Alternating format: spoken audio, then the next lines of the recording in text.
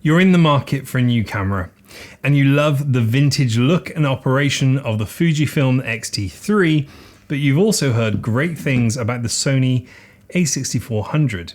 Which one do you choose? Well, in this video, hopefully I'll help you make your mind up about which camera is right for you.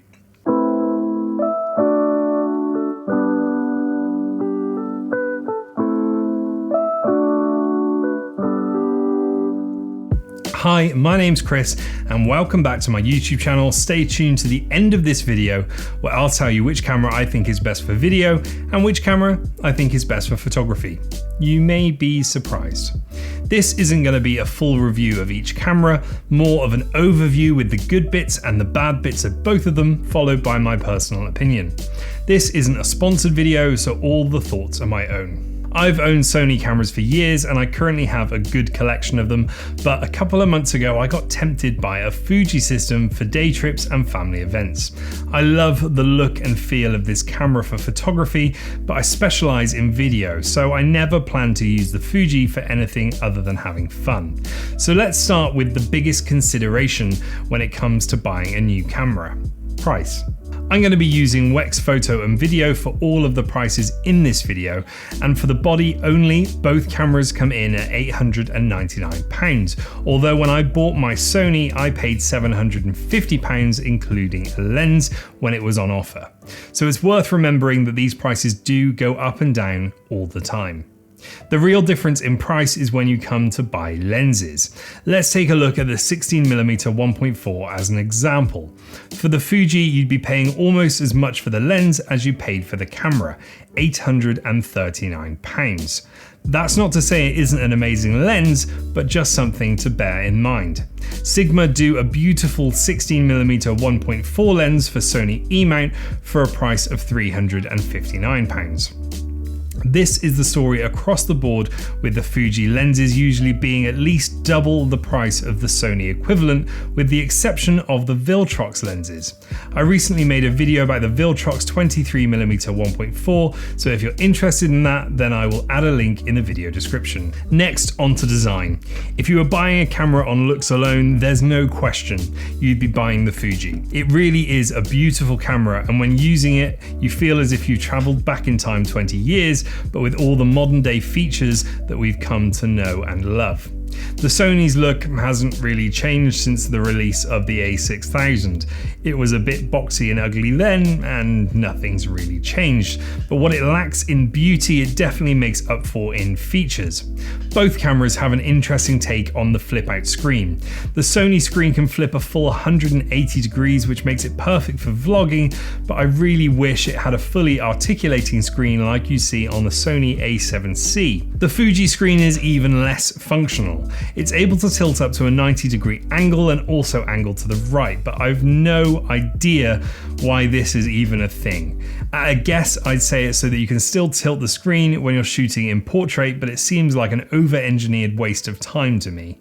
One feature that is really nice to have is the dual SD card slots on the Fuji, which you don't get on the Sony. When you put these two cameras side by side, the Fuji body is quite a bit bigger than the Sony's, which does make it much more comfortable to hold in your hand. I really enjoy the manual dials on the Fuji, but they did take some getting used to, especially coming from the Sony. Both cameras feel solid and well made in the hand, and if you're looking for a small mirrorless camera to take some amazing photos or video on, you won't be disappointed in the build quality of either of them. On to connectivity. Something I've always loved about the Sony is how easy it is to send images from your iPhone or Android. Literally a couple of button pushes and 30 seconds later you can have all of the JPEG images that you've shot. This feature is very well thought out and very well implemented. The Fuji is a different story. It takes several attempts to connect, no matter whether I'm on Android or iOS, and it just doesn't work very well. When it does finally connect, the images take a long time to transfer. The only benefit I would say the Fuji has over the Sony is the fact that you can transfer videos as well, but I think that app needs a complete redesign to come anywhere close to the performance of the Sony. If you're enjoying this video or find it helpful, I would really appreciate it if you gave the video a thumbs up or left me a comment in the comment section below. Right, on to the nitty-gritty, photography and video. These are cameras at the end of the day. Let's start with photography. Something I love about the Fuji is that you can add custom recipes to your JPEG images. You can essentially create your own filters and apply them to your photos. There are so many different looks and film emulation recipes that you would never get bored. It's one of the main reasons that I bought the Fuji in the first place. If you're a travel photographer or someone who doesn't want to edit their images before sharing them, then this is a lovely feature. But if you're the type of person who runs every image you take through Lightroom before sharing them, this feature is probably nothing to write home about. The Fuji can shoot up to 30 FPS with a 1.25 crop, but personally I always shoot in single shot mode. I imagine some may find this useful, but for me and my shooting style, it just isn't needed. Autofocus is very impressive in stills mode and usually locks onto my target with no issues at all. I enjoy the joystick on the back so I can move the focus area fast and accurately, but the one hesitation I have about recommending this camera for photography is I find the images noisy even at a low ISO. If you can live with a little noise, then this is an amazing camera. The Sony is an autofocus beast. I don't do as much photography as I used to, but I took this camera out on a shoot the other day and I was still blown away with how fast this camera can focus. It takes up to 11 FPS, but again, it's a feature I very rarely use.